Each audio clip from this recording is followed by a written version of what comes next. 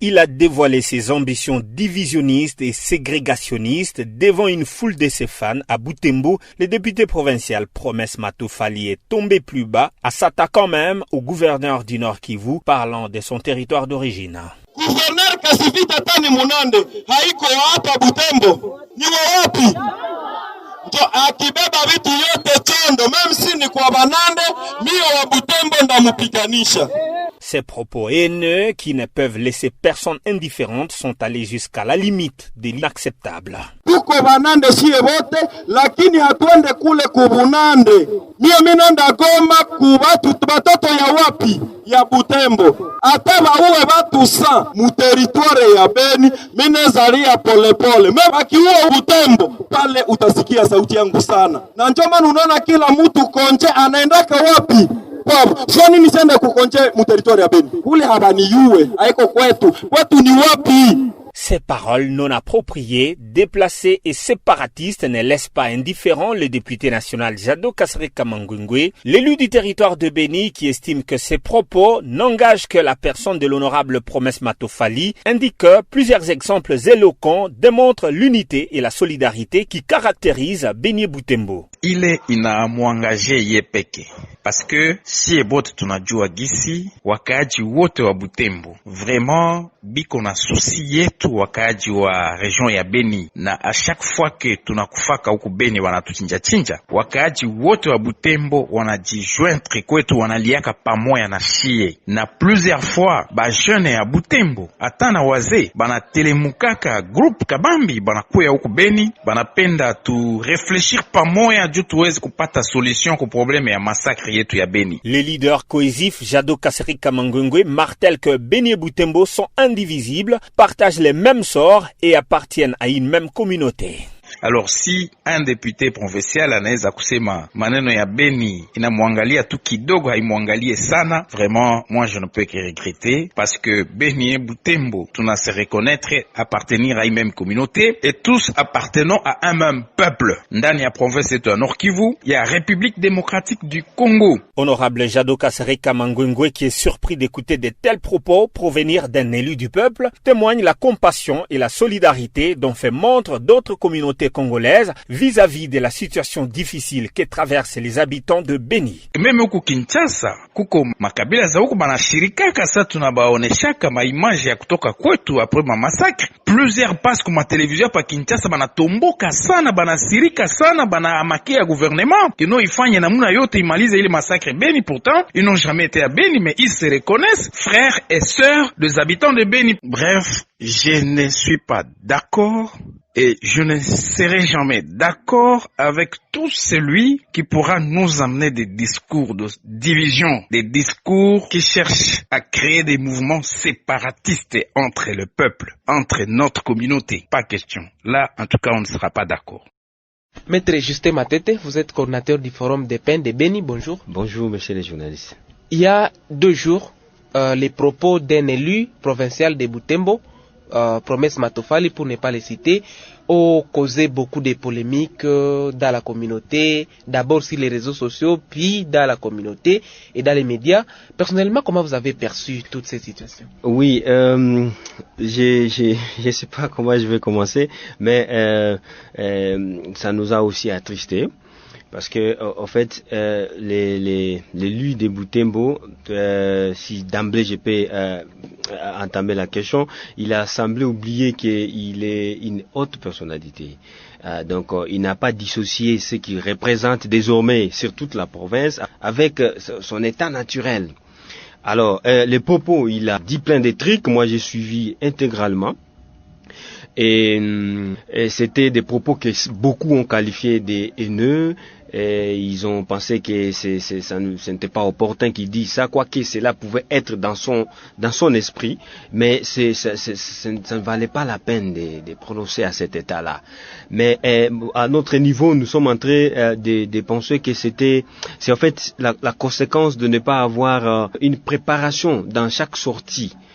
Et aussi, il n'est pas quand même normal que lui-même soit en train de parler comme ça, comme s'il était un animateur ordinaire. C'est vrai, il faut aller en vacances parlementaires, mais quand on veut se plonger dans une vacance parlementaire où vous savez que vous serez en face de plusieurs couches, des tendances confondues, donc vous devez avoir des stratégies déjà accouchées, des préférences, qui feront l'objet maintenant d'une, d'un speech, et là vous serez assuré que vous avez déjà harmonisé ou vous avez déjà nuancé ou à mieux toiletté ce qui pouvait fâcher.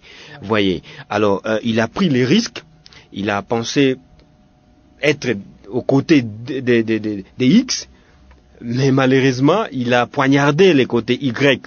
Malheureusement les deux X et Y constituent un même corps.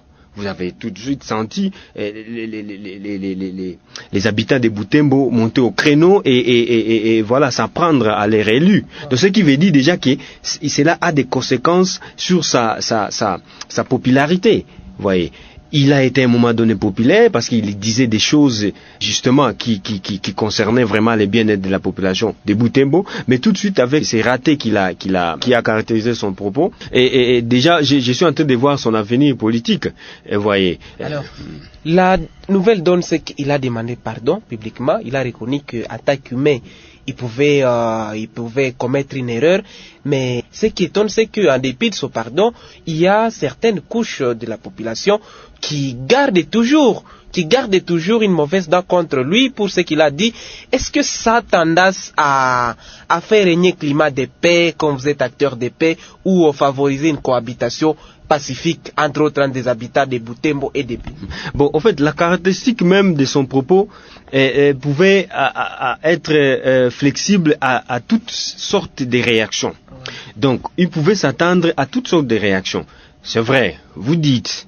C'est vrai, moi-même, j'ai suivi juste un extrait par rapport à son pardon. Mais écoutez, le pardon, c'est une réparation. Et vous êtes sans ignorer qu'un engin qui déjà a connu une réparation, c'est qu'il a perdu son état original. Donc, les gens ne sont pas obligés de comprendre son pardon. Mais, c'est un fait. Il a cherché à se racheter. Mais le fond de ce qu'il représente actuellement, c'est bien connu. Donc, il y a des choses qu'on ne sait pas ou qu'on ne peut pas retirer. C'est notamment les mots après l'avoir prononcé. Donc, il a prononcé un mot, et donc, ça revenait à tout celui qui a écouté les propos qu'il a lancés là, de les digérer à sa manière et de tirer les conclusions.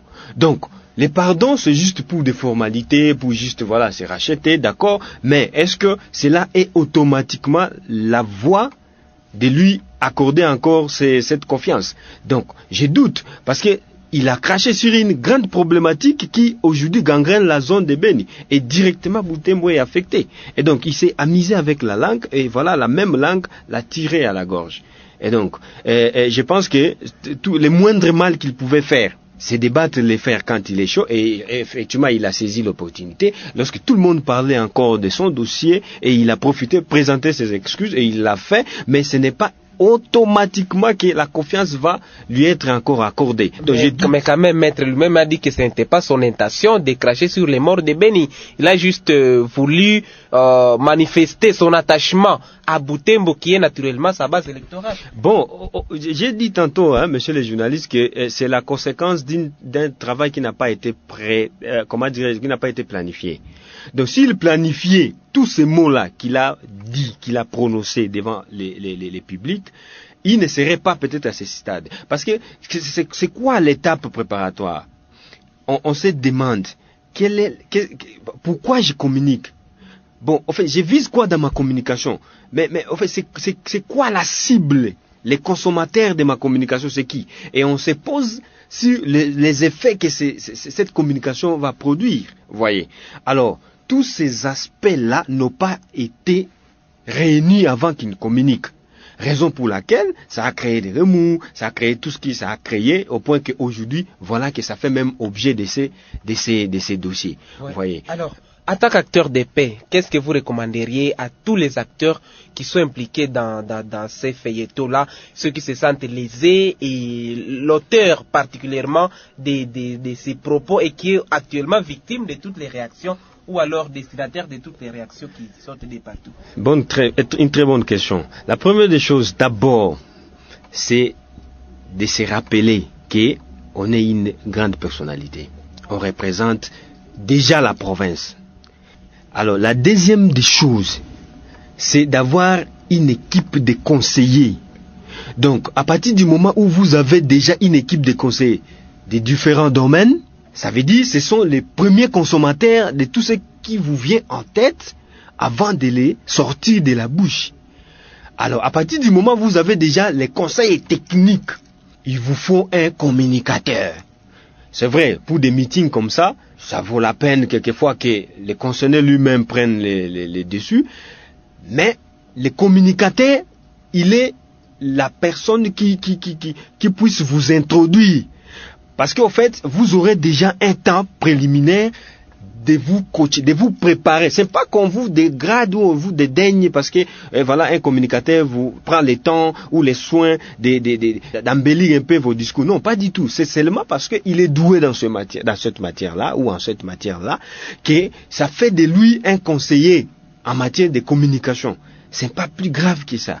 Et donc, si vous avez un conseiller dans cette matière-là, donc, tout ce que vous aurez à prononcer, toutes les fois que dans votre intuition, vous aurez tendance ou vous aurez intention de dérailler, vous allez vous souvenir du conseil ou des conseils qu'on vous a prodigués. C'est plus simple que ça. Et à partir de ce moment-là, vous aurez à sauvegarder votre notoriété, vous aurez à sauvegarder tous les estimes que les gens ont envers vous ou à mettre votre popularité. Voyez. Donc leur boulot, c'est un peu délicat.